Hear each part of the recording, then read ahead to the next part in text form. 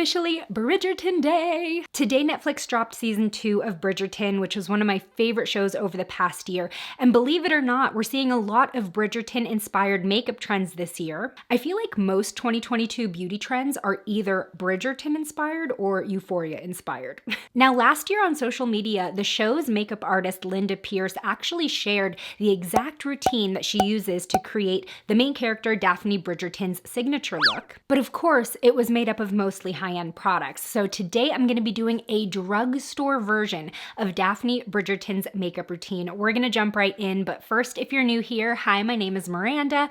Welcome to my channel where we talk all things budget beauty. If that sounds interesting to you, then become the newest member of the Slashed Squad by hitting subscribe and the bell icon. So first off, Linda Pierce, the show's makeup artist, revealed that the key to Daphne Bridgerton's makeup look is skincare. No surprise there because it is such a light look. So I'm gonna start out by cleansing the face with the exact same micellar water that Linda uses on Phoebe, the actress that plays Daphne, because it's actually a drugstore product. This is the Bioderma micellar water. Depending on the size, this ranges from like $9 to $15. So just on a cotton round, I'm gonna do some preliminary cleansing. I did test out a foundation shade this morning, so I might have a little bit of makeup residue.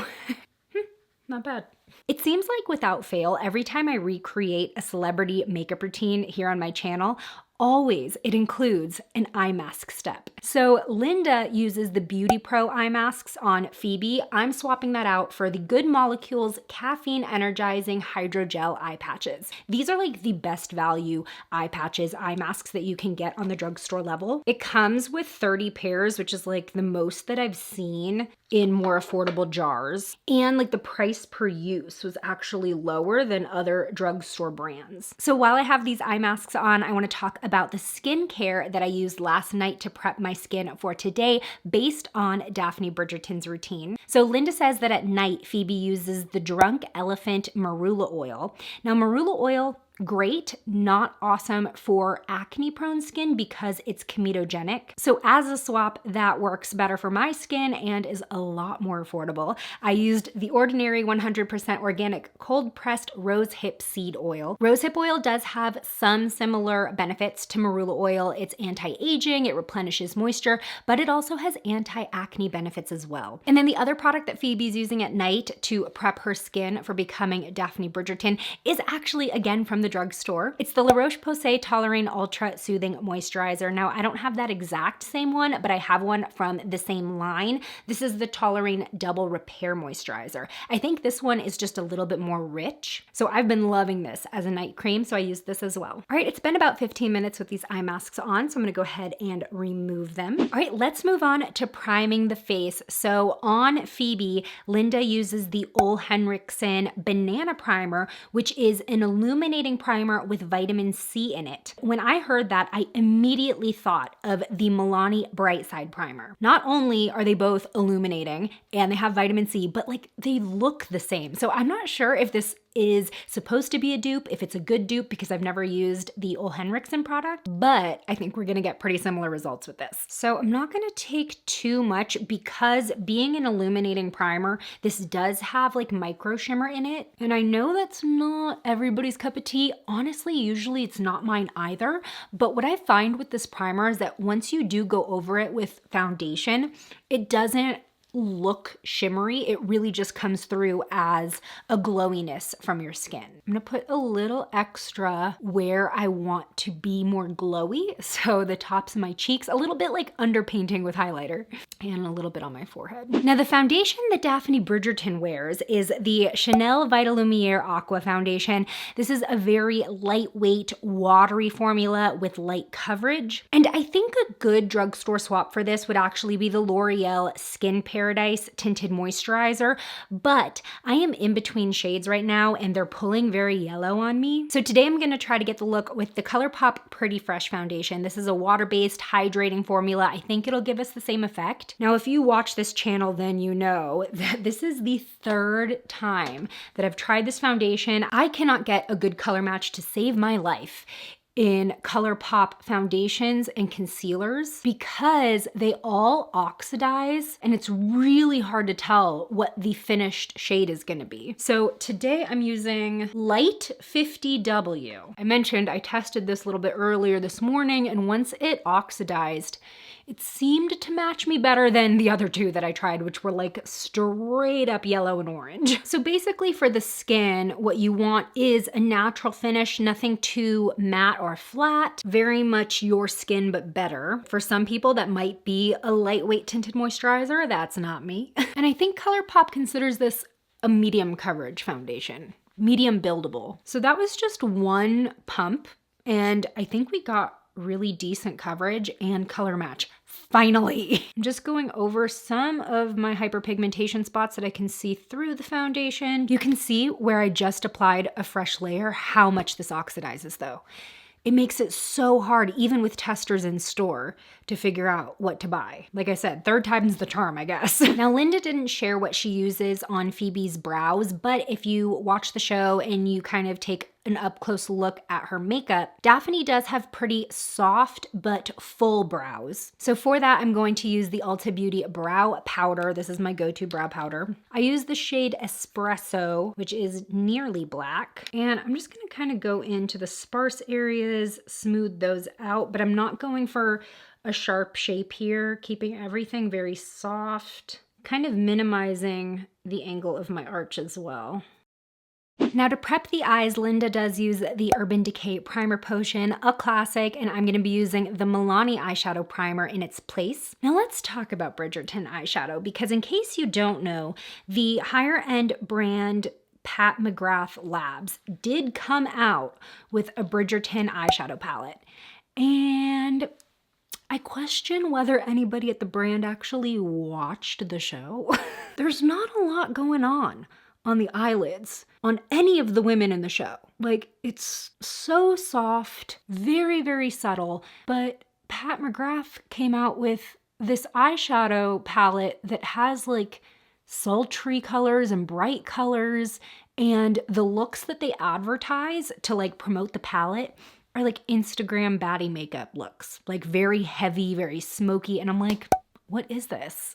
And I am so cynical about collabs like this because most of the time this is how they turn up. It's either you get a neutral palette with like themed packaging, or the actual shades you get have nothing to do with whatever they're collabing with, or the show or the movie or a character, whatever. And so that came out and I was just like, this is so disconnected. So speaking of the simple Bridgerton eye looks, Linda uses 2 matte eyeshadows for the entirety of Daphne Bridgerton's look. She uses the MAC single shade in Malt all over the lid, and then she uses Brun, which is like a blackish brown. Is it called Brun or Brun? I don't know. She uses that to darken the outer corner of the lash line. Now, as far as the lid shade goes, I am using something slightly darker than MAC Malt because I have a very different skin tone than Phoebe. So to get the same effect, I am using the Pixi Natural Beauty Eye Reflection Shadow Palette, and I'm going into this middle shade, which is sort of like a soft brownie mauve. And she says that goes all over the lid and then a little bit blended upward past the socket line. Very, very subtle, as you can see on my skin tone, and I'm not building up the shade. I really am keeping it pretty sheer. So in this palette, there is a very, very deep blackish brown right here that I'm gonna dip into. And I'm not even trying to create a wing or anything. I'm really just kind of making the outer lashes look thicker by doing this. And she does say that it's very smoky and smudgy, and I'm not extending it farther out than my natural lash line. And this is the only type of eyeliner really that's applied to Phoebe because she doesn't even tightline. If you look at some up close shots, you can very visibly see her waterline. Now, before I go in with mascara, I did save my under eye concealer for after the liner, just because I know that I can get a little bit of fallout with that palette. So Linda uses the YSL Touche Clot Concealer on Phoebe, and I just picked up the new e.l.f. Flawless Brightening Pen Concealer. Ugh, the struggle of a new Click pen product. Okay, whoa, every time. I'm just gonna put a little bit on the inner portion and outer under eye area. Ooh, this is nice. Ooh, I like this. Okay. Yeah, this is adding a really nice radiance and just enough coverage under the eye. All right, going into curl the lashes now, Daphne Bridgerton wears the Clinique Lash Power Mascara in dark chocolate. So that's a pretty naturally defining mascara. It's in a brown shade. I'm gonna be using the CoverGirl Lash Blast Clean Mascara in black brown. So it just adds a little bit more of that natural look. And I wanna coat all the lashes, but I don't wanna go heavy because you can actually build this mascara up quite a bit. So this is the true Bridgerton eye look. Very simple, very subtle. Let's move on to the cheek color, which I think is the real bread and butter of all Bridgerton makeup looks. So Daphne Bridgerton wears the Stila convertible color in Lilium, which is a cheek and lip color, and it's sort of a slightly warm but mostly neutral pink. And that reminded me a lot of the Flower Beauty Gel Crush in Strawberry Crush.